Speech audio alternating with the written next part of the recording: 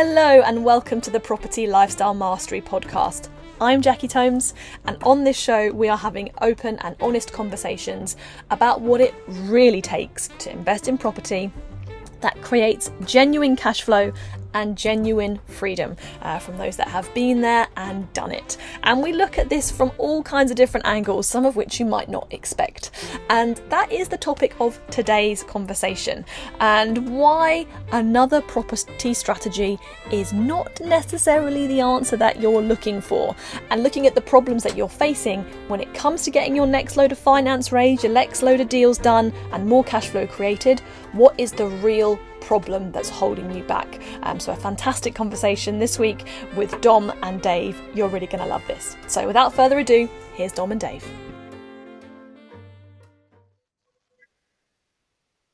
Hello, Dom. Dave! Here we are again. Oh man, so today's chat conversation topic thing is all about property training companies, and in particular the secrets of success that property training companies are not telling you, the things that they're not giving you the info about. And it's really interesting because, you know, we've been through training companies. I've been to training companies. I've come out the other side. Actually, I would say fairly successful. And we're now a training company. We train people. And you've obviously had decades of training and business mentoring experience, and you've been in training companies, running training companies. In so many ways, training is a big part of us, from both inside, being in and out. And I think it's fascinating to be on both sides of it, and to realize what the drivers are for training companies and why they're saying what they're saying, and to really just see where the ones are creating successful people or whether it's not, and why that is. So I'm going to open the floor to you to start with, Dom, because this really is your magic area, really understanding training and understanding how people are successful, and what drives this side of things. So why don't you just start with what you think are the biggest things at your end? Sure. Well, I mean, this is definitely my area of absolute passion and drive. My raison d'être, my reason for wanting to get up in the morning, is that I've been in this industry effectively for 18 years, learning about training and development and helping people to succeed. And what I notice is that why is it so many, we go on so many training courses and yet people don't really change? Maybe 20% of people will be successful, but the other 80% won't. And so it's not that property training companies aren't telling you something, it's that they don't know it themselves. So there's some big sort of secrets that we're going to reveal here from our own experience and research. And I think one of the ways to position it is that the old paradigm, which is something that actually you learn in neurolinguistic programming, or Tony Robbins, the famous guy on stage with personal development, he says, if you want to be successful, find someone who's successful and do what they've done and you will get the same results. And it's like, that in theory makes sense, but why is it that that's not true? Because you and I both know from our own clients that we tell them things that we suggest that they do in order to be successful, and they don't do it, or they get in their own way. And that's the thing, is people get in their own way and they stop themselves from taking the necessary action, or maybe they take the action but they don't believe in the results, or they don't think, or maybe they think they know best and actually taking the action isn't the right way, and they make up lots of excuses in their head as to why. So there's kind of, in a way, lots of reasons why people don't succeed in the way they think they should. And I guess that's the bit that I'm really interested in, and that's the bit that has driven me my whole life effectively, is understanding what it is that helps them to succeed. So the first thing that basically people should be aware of, and I think people are learning about this and becoming more aware about it, because I was delivering a talk the other day at a networking event, and I asked people what's holding them back, and actually 9 out of 10 responses were actually far more self-aware, which is to say, I'm holding myself back. It's my own fears. It's my fear of success. It's my fear of failure. It's my fear of asking for money. It's my fear of putting in offers and actually them being accepted. And that's it. It is fear. And sometimes we know about those fears, but actually, I would say 80% of the time, it's the unknown. So you don't even know you're doing it, or that you're holding yourself back. And those are the things that are really the things that are stopping you from being successful. And that's why I think training companies could be an awful lot more successful if they brought in effectively a whole load more angles to help people become more self-aware and learn about themselves, to overcome those subconscious limiting beliefs that hold them back when they're taking action in whatever field it might be, whether it's property or other. Well, I think you've just hit onto a key problem here, right? Property training companies are in essence out as a business to make money, right? Of course. Yeah. That's the job. As a business, they've got to sell courses to people that are beneficial and they're going to help them to evolve in their business. And those courses can be of great value. But in the end, they do have to make sales. And that's the magic of the industry. You know, they give some great value, some great knowledge, but they've got to sell something that people want. Now, I know you've hit on the nail on the head, and by saying that people might be aware. They might sit there and say, I think I'm holding myself back. But the question is, how many people are willing to actually put lots of money into that part rather than into the sexy, awesome new property strategy that's going to make them millions, right? And like, if you stand on a stage as a property training company and you're trying to convince people to give you money because you've got the answer to their problems, I'm honestly, from experience, I know it's so much easier to sell the sexy course that tells them this model, this knowledge I'm going to train you in is basically a property model that is going to be really great for you and going to be really easy and it really works. That's easy to sell. Whereas what's really hard to sell is to say, you're the problem and I'm going to teach you how to be a better you in a way that's going to mean that you're going to be successful. That's just damn hard to sell. So therefore, they don't sell it. Yeah, exactly. And particularly when actually it's painful. It's going to be hard and you're going to hate it, but you've got to go through that pain in order to grow, in order to become successful. Yeah, no, pain doesn't sell very well. Pain doesn't sell. Pain. They sell the dream and then actually deliver the pain. And I think we've been through this journey as a training company, and we've been from all different angles on it, and we've come to this conclusion that you have to train these things, but it isn't, in theory, it's not the primary thing we sell as a training company, but that we've factored into what we do, our mentorship programs and our trainings with our primary client type. We factor in the fact that we're going to have to train these things. We are going to have to include both the thing that they think they want and also aspects they don't realize they need. And that's part of what you've got to build a program that's holistic. If we want people to be successful and we don't include that stuff, we know they're much less likely to be successful. So it has to be in the cost. It has to be included. Yes, exactly right. And I think that the best clients are the ones who have that self-awareness to go, I know I need to learn the technical stuff, but and that's partly what I'm coming for, but I also know that I want to work on myself. I want to understand my limitations. I want to see the things. It was a guy who said to me the other day, it was a brilliant analogy. He says, you're the Coca-Cola inside the bottle. You can't see the label. You can't see that you're the Coca-Cola because you're inside the bottle.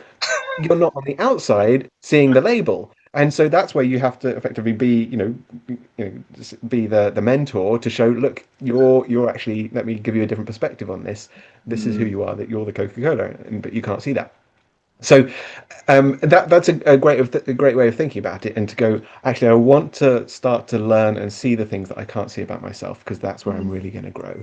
And I want to embrace that growth, because actually that's sort of the journey of being human, is to discover more about yourself. It's the journey inward, as was it sort of Socrates or one of the philosophers would say. It's like it's far more about the journey inwards than it is about the outside world.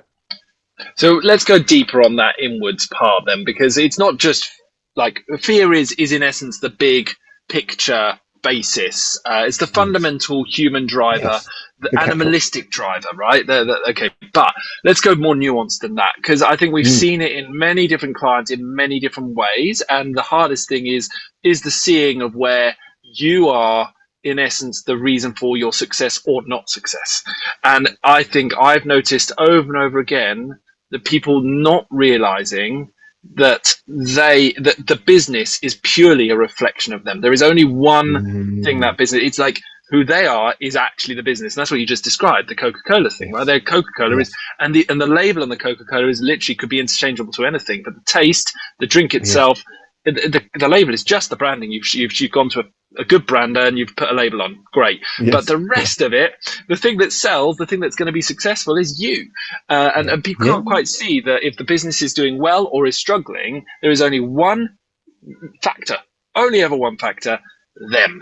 Done. Yes. That's it. Yes. Look inside. So let's go to the nuance of what that means, right? What do you think are the main things you see people struggling with in this area? Okay. Yeah, I think to summarize your point, and we taught it on the retreat recently, which is to say life is a reflection of who you are. And that doesn't mean beat yourself up because you're not getting the results that you want. It's just that it's your reaction to everything that's happening around you that dictates whether or not you sort of see it as a success or a limitation or good or bad, etc., etc. So if we are to look at ourselves and go, okay, what is it that's holding me back? The things that the way it comes about, let me illustrate it with some ideas. So think about the Mr. Men, or Little Miss as well, just to be neutral here. But there's, Mr. Perfect, for example. Why is he perfect? Because he's possibly scared of being reprimanded for getting something wrong, which is something that we get taught at school, particularly if you go to a French school like I did. It's always insufficient. You're not doing well enough. In English schools, it's a bit more encouraging. But, school, it has a big formative aspect on you. So one of the things might be perfectionism. That's a really powerful and common one. Another one might be Mr. Quiet. Why is he quiet the whole time? Because he's afraid that if he says something, he might be rejected. How many people hold back and don't say what they're thinking because if they do, then actually someone might reject them. So these are ways in which it's not obvious fear, but it's a way of behaving that is actually covering up a deeply held fear that has happened usually in their, well, not usually, always in their previous life, as in, earlier on in their life, whether it's in adulthood or childhood. But there's something there that's been programmed into them that means that they behave in a certain way that means they stay safe. They stay inside their comfort zone and they don't have to push and be uncomfortable when it comes to, taking action in a certain way. So they make lots of excuses as to why they can't do something, and they'll justify it with lots of logic and other reasons why they can't do something. Lack of time. Kids are in the way. Whatever it might be, they'll make up excuses as to why they can't do something when actually they just need to take that action, be uncomfortable in order to get through it.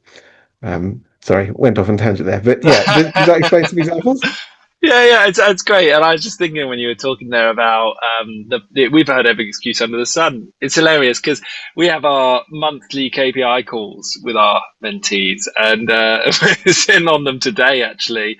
And it's Jackie laid down a law, in fact, with all of our mentees at one point, not too long ago. She said, "That's it. I've had enough. You are never, ever allowed to blame time for the reason you haven't done something. That's not allowed anymore. I've heard it too many times. It's just an excuse. Time is not the reason. You chose not to prioritize it. That's the reason."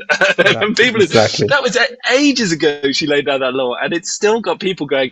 I say, "Why didn't you do this thing?" They go, I want to say time, but I know I'm not allowed to say that. So what is it really? And that's the fact, isn't it? We have these labels we put on. Oh no, I didn't get that done because I just haven't enough time. But that's never the reason. Time is just a fantastic, easy excuse. It's just a thing to say I didn't have time. But the truth is, we choose what we do with our time. We choose what gets high priority, what gets low priority. Everything is a choice. It's our will to go into life, and with our will, we choose what we do. And time is just one of those things that gets a coverall. It's like it's how we're using it that matters. I think as well, you talk about kids. I mean, kids, I don't have kids. You've got kids, Dom, but you know much more about this than I do. But so I can't really comment as a first-hand child owner. But I do always remember Joe Dispenza, who is a phenomenal guru, as it were, in the kind of meditation space and in the science of meditation and all that, and personal development in that area. He is always, one of his big mantras is, if you're not getting the results, it's because you're not doing the work. So you got to do the work, right? And he one of his stories is he has so many people. He says they come up to him and they say, "Oh, I'm doing stuff, but I'm not getting it." He's like, "How are you doing the work?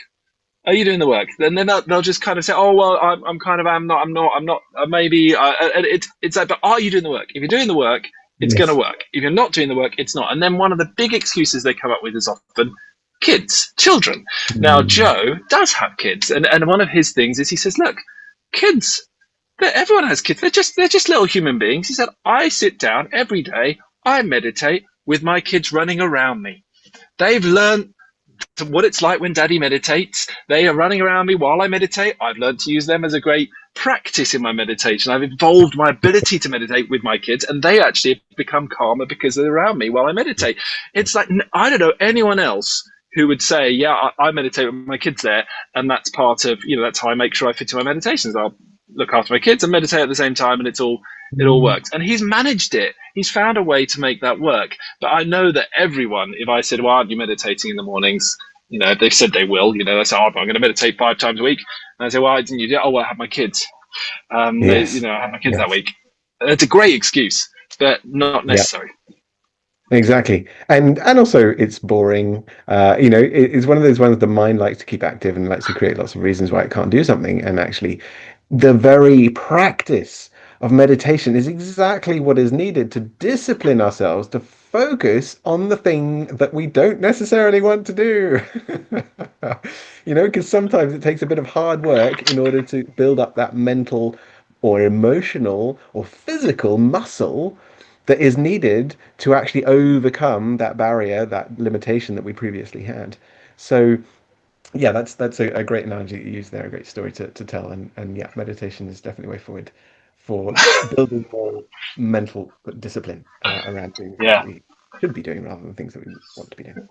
So I guess one of the things that comes to mind, Dom, is at the beginning you obviously shared the quote from Tony Robbins, stating that if the old paradigm is if you want to be successful, find a successful person and just copy what they do. Okay, so in theory that's what a mentorship program is, right? But then from everything you've just said, it feels like there's no point doing that because we all have our own fears. We're not. There's no point. We're not going to be able to copy what they do because we're all different people. So I guess what's the point in a mentor then? Yes. So there's absolutely a point in a mentor, and of course that paradigm, even though I kind of dismissed it, it does still work. That paradigm of learn these things, take that action, get these results. I would say it does work to a certain extent, but now there's a new nuance, which is to say you're unique. You're always unique, but we understand more about humanity now and people's limitations and the way we work, and it needs to be a holistic approach, not just the left brain logic, take this action, get these results. Actually, we've got emotions, we've got the physical body, we've got the spiritual body. So your relationship with yourself, for example, is not one thing. There's actually several relationships just with you. And so having one mentor is great. It's certainly 100% better than having no mentor at all. But you know what? Having 2, 3, 4, we had 7 mentors on our latest retreat because everyone brings a different skill set. And oh my goodness, the results we've seen off the back of it is because they've got so many different perspectives on, by the way, the same problems which the different mentors picked up on, whether it was energy work, whether it was chiropractic work, whether it was, business knowledge. It was different perspectives on their similar problems, which weren't always talked out loud. They sensed these problems within them from muscle testing or from energetics that we were doing. And it's just incredible for us and for the clients to have so many different perspectives which are actually saying the same thing, because then they get to learn it and see it better and deeper, and it really hits home because you've got actually 7 people saying more or less the same thing, not more or less the same thing, but from different angles. I think that's it's actually been phenomenal coming off the back of that retreat. I've absolutely loved this time seeing this dynamic shift in every single client who was on it. Like not a single one have I not seen a change in not just results, but in how they're approaching their lives, how they're approaching their business. It's been so wonderful to see. And I think you're right. It is clearly those changes we're seeing are because we were managing to hit them on so many levels. I say hit them like obviously lovingly evolve them. But really, it is a hit of knowledge, a hit of information, and information not just on a mental capacity, information on many different levels that you've just described. Energetic information, information just physically, how their bodies are responding. It's just so much information that they're taking on different conscious and subconscious levels that has helped them to shift. Because actually, that brings us to another point, which is the problem with a lot of property training companies when they don't have these other aspects to them is that it really is about knowledge for knowledge's sake. And if you don't go and act afterwards, then you're just learning for the sake of learning, right? Yes. And it feels great to learn it because you can see the potential, you can imagine the potential, but unless you then take action, there's no freaking point. You've just thrown the money away, right? So I feel that any like what we managed in this latest retreat was one of the highest levels we've managed of a mixture of how do you get someone to take on knowledge, and then what does it mean for them to then bring that through to actual action, because that breakthrough from mental consciousness through the barriers of the body's subconscious programming, through the barriers of their habitual belief systems, through the barriers of their self-sabotage. You've got to break through them all. And those are all sitting there underneath, completely ignored by 99% of people, just totally ignoring the fact that they're being guided by these subconscious systems, and that actually it is something they can affect and impact with their own conscious will. But they have to be shown how. And we went through that process in various different ways with various different people, to the point where, yes, we're focusing on team, we're focusing on relationships in this particular retreat, but what does it mean, from an energetic level? What does it mean from a psychological level? What does it mean from a personality profile level? And how does that feel? How does that, it's just so many different ways of approaching it that you do break down the subconscious systems, and you do get to a more actionable result where someone walks away and instead of going, that was amazing, I really enjoyed what I learned, and then gets back to day-to-day life again, they're the same. This time we saw people walk away and really, really shift, because we've hit them on those subconscious levels as well. It was amazing, which I think is coming back to the theme of today's chat. One of the massive things that these companies don't, training companies don't tell you about what it means to be successful. You do have to not just learn it, you have to embody it. You have to work out how you're getting in the way. You have to work out how to overcome those barriers, and then you have to be able to take action on it. And it's the action that gets results. Yes, exactly right. It reminds me of the saying, learning is really easy. And it's the fun bit too, right? Because it releases dopamine and the brain gets excited, and that's the bit that people get addicted to, right? Just learn more information because it's fun. It doesn't mean you're changing. Change is hard. That's why most people don't do it. And change requires, as you say, embodiment. Because 95, as you've said, 95% of who you are is entirely habitual. And it's only when you change your regular thoughts and feelings, because your body has learnt who it is, off by heart. And so you're addicted to that coffee in the morning, you're addicted to that certain amount of sleep, you're addicted to, that exercise, whatever it might be you're addicted to.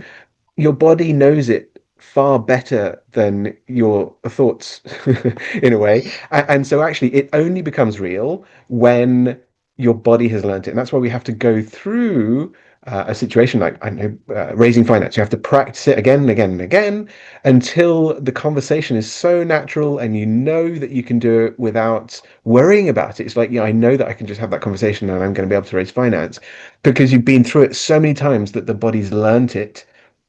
Obviously your brain's learned it too, but you've been through the motion so many times that it's automatic now. And that's when we're successful. We're successful when it's automatic. And breaking that automaticity, because we're so ingrained in who we are, is the difficult bit. And that's why we have to keep putting ourselves in environments in particular that force us to change. And that's the other thing about the retreat, is that it was in person. We can do an awful lot online. Yes, it's great, but actually the change happens when you're in the unknown environment, whether it's at a retreat in Italy like we were in, or whether you're at a new networking event, or you're at a new golf course where you've become a member and you're meeting new people. That's when new opportunity can happen to you. But if you're basically being the same person each day and learning new information, but not really doing anything with it, nothing's really going to change. And that's why it's so important, as you say, to keep taking action, but to keep taking action consciously and raising that awareness of who you're being and the energy you're bringing to a situation and the beliefs you have around that situation that's really going to start to change you. So knowledge on its own is no longer about knowledge. Knowledge is everywhere. It's always about becoming a new personality. I mean, that's basically what we have to break is our personality to become a new person to get different results. I think what's I've really what's the word? Really hit home with what you just said there was because you talked at the beginning there about the fact that you have to practice and do it again and again. You have to break through. Changing Mm. yourself takes going and practicing it. And I used to be a musician. Mm. And I've spent my fair share of hours in the old practice room practicing those scales and doing all the needful. And it brought to mind this. I mean, no musician or no person would ever expect to be able to be given a violin and be told, well, this is how you place your finger. This is what that note means on the page versus your finger. This is what Mm. this is. So basically, get told a load of knowledge about how to do it, and then expect to Mm. just be able to do it with no practice. Yeah, It's a it's madness. slow practice process. That's just how it is. And no one in their right mind would think they could just pick it up and do it because someone's told them how. You can't Yes. just, and therefore it is similar. It's about like a violin teacher saying, I'm going to teach you everything you need to know to be able to play Mozart's concerto, in A minor or whatever. And there's no such thing as being taught how to be able to play it and then being able to play it. They're going to be able to teach you what you need to know. You're going to have to go and practice it. It's as simple as Yeah. that. And that is exactly the same with every bit of knowledge that you ever get taught at a property training company, full stop. You get taught what Yes. you need to know. That doesn't mean you're going to be able to do. That means you're going to now have to go and practice. And it's actually one of the reasons we've ended up running role play sessions for our clients, and Yes. actually our workshop that we run is based on experiential role plays and doing Mm. things and practicing. We've got clients who've been with us for multiple years, coming to a role play session and practicing those Yeah. conversations or practicing doing part. They're literally walking into these sessions with us, with a group there, and saying, oh, the part I'm struggling with right now, the part that I'm uncomfortable with is, Yes. or maybe asking the investors whether they're what their financial situation is like. It just makes me feel uncomfortable. I don't feel like I'm doing it very well. So then, boom, we practice it. It becomes a practice and feedback session. Role play is done, and they now have extra knowledge and extra practice to go out and attempt again, hopefully at a higher level than before. And then that's Yeah. how they get the results. But if you Yeah. don't practice, you'll never get. And I guess if you think that you're going to learn something about, say, how to raise finance, and then you're going to go out to the world to your first networking event, and you're going to talk to someone, and it's just going to be, go exactly as you were taught, and it'll just happen. Then you're kind of in a Mm. la la land, as it were. It's a very harsh way to put it, but that is just not how it works, because it requires you to go and embody that training, Exactly. that teaching, Yes. practice it, try different things, tweak it, see how it Yes. goes down. How does your personality come across? The trainer might have said this, but you might not be able to say it like that. You might need to find a slightly other nuance or a slight different Yes. phrasing that suits how you talk better, that comes across really well. Mm. Everyone's different, like you said at the beginning. We're all unique, so we've got to Yes. work with what we're taught, and then we've got to transfer it to our own magic, our own specialty. And Yes. some of us are potentially more introvert, and some of us are more extrovert, and therefore how you approach each situation will have to come from that personality, and you're going to have to translate the knowledge into you, as it were, into your Yeah. version. And it's totally doable for everyone. Just takes Yeah. awareness, self-awareness, and practice. Exactly. And the thing about the practice is that basically it builds that belief. Because you know what? Actually, Joe Dispenza talks about this. If you take a pill to make yourself better for something, whether it's a headache or something else, it's the belief that in that pill that's going to make you better, that in taking it is going to make you better, that helps it happen. That's why placebos have a 75% success rate. And that's the thing about practice, is that because you're doing it again and again and again, you believe you're getting better. When you believe you're going to get better, suddenly it becomes possible. And some people don't need to practice all that much. Certain things, they just, I don't know, they've got that self-belief already, and guess what? They get there quicker. So Yeah. it really comes down to that belief, and that's why having multiple different mentors to help you see things in different ways suddenly helps you to believe that that is true, or that's the thing that's holding you back, and you also believe that you can overcome it. All of these things help to help you get different results, because it's changed your belief in yourself and your perspective on yourself. I think this is this. You're right. The stemming of success comes from self belief. Self belief is basically an internal ability to overcome your own internal fears, because you believe you can do it, and so the internal fears don't hold you back. So Yes. it's always like the weapon to utilize against your own fears and self sabotage. Your weapon Yeah. against it is a form of self belief. But if you're just all belief and self belief, and you forge ahead on that alone, and therefore you close off. You think you've got your so much self belief that you don't think you need any more help. Now you've reached a point where maybe you're closing off to ideas that are going to help you. So there is a balance between the two. You do That's true. have to have huge Yeah. self belief and go out there and treat it as if you're confident and you believe in yourself, but you've also got to remain humble enough to know that there might be other ways of doing things, and someone else might know better, or that something else might be worth learning and in implementing into your current methods and your current way of being, so that you do keep adapting and evolving. And if you can get that balance right, that you will storm it. You'll literally fly. It's like, yes, I am great. I know I'm great. I'm going to go out there and do it. You go out and do it, but you've always got one ear open to, but Yes. how can I do this better? Maybe they know better. Maybe I should try something they're doing, and just keep tweaking and evolving what you're doing. Yeah. And it just keeps improving. Yeah, brilliant. I love that. It makes me think of a graph that I saw, which is basically a paradox. On one angle, you've got self-belief. And if your self-belief is really high, fantastic, that's great. But if your self-awareness is really low, you're going to hold yourself back. So what you've got to have is actually high self-awareness and self-belief. And then you're willing to, look at your flaws and be willing to keep learning. But also, you know that you can learn from it, and you can become more aware around the things that might be holding you back too. So even though they might appear opposite, actually it's paradox, and that actually what you really want to do is keep learning, but also keep believing in yourself too. Yeah. So if we look Nice. at everything we've just discussed, and we think about Yes. the biggest secrets that will make someone successful, what do you think is the thing that will help someone to be successful in their property business or in their life? Yeah. Some Yeah. of the biggest. So, How would you describe it? yeah. So I think some of the fundamentals of knowledge is the precursor to change. Absolutely, you have to gain new knowledge, and so learning forever, like learning should never stop. Always keep learning is absolutely fundamental. So that's number one. Number two is get as many different angles on it as is not too time consuming, because you can spend too long learning and not enough doing. So you have to balance the knowledge gaining and different angles on the ways of gaining that knowledge with taking action on it too. So I'd say the things that are holding you back, or the things to look out for, is ideally not just one mentor but several.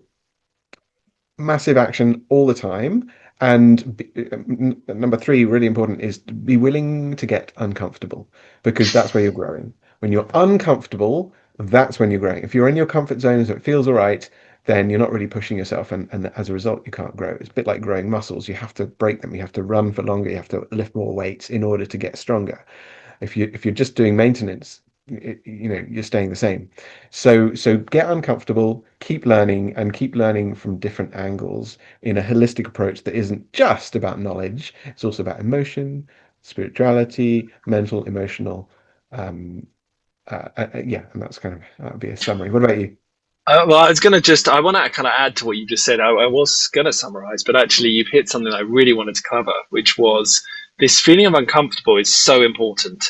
it's more than just a sensation you've got to be in. It's literally the route to success in so many ways. And one of the secrets to success that training companies don't tell you is that it is going to be hard. You're going to hit so many challenges that are out of your comfort zone that you're going to want to turn back. You're going to want to say, no, this isn't for me. And at some point, for everyone along the way, you're going to be running this business that you've gotten to a certain point, and it's going to feel so uncomfortable that you're going to want to turn your back on it. And that is the moment which you either choose to be successful or not. Because if you turn your back at it at the moment that it gets too uncomfortable, you're going to be turning your back on success the rest of your life. You're going to hit every business model. You'll come to the point of feeling too uncomfortable. You go, no, maybe this isn't right for me. Turn away, go to another model, go to another thing, and then you go through this exact same process. You get to the point of it feeling too uncomfortable, you then turn away, and success is always out of reach. So I guess I totally agree with everything you just said. I was going to talk about learning, reading new books all the time, but to be honest with you, my biggest thing is that the feeling of being uncomfortable and learning how to be in that zone, to me, is the route to success. And that's all. It's the route to evolution. It's the route to being able to do whatever you want in life. And it's actually if you can get comfortable with being uncomfortable, life is magic, because you start to learn to be comfortable with fear, to be comfortable with anything that's going to make you feel squishy inside, negative emotions, people being annoying to you and having to deal with them. Like, you start to get comfortable with anything that actually normally is not enjoyable in life. Okay, so my final thought is just to say, learning to be comfortable and uncomfortable is, for me, the biggest route to success. Always wonderful to be able to dive into Dom's expertise on this show. His approach and how he views the world and his insights have been fundamental to me and Dave, particularly over the last 4 to 5 years, to overcoming our own self-sabotage, to experiencing next level success as we are today. So highly recommend conversations and getting more Dom in your life. We obviously work closely with Dom as part of our Dealmaker Accelerator program, and these fundamentals that we're talking about here in terms of your mindset and how you hold yourself back are a key component in the work that we do. So you can find out more on our website about our Dealmaker Accelerator program at property-strategy.com/DMA. And this is specifically for investors who've got experience already doing deals, already have some experience raising finance, and want to scale up and do more.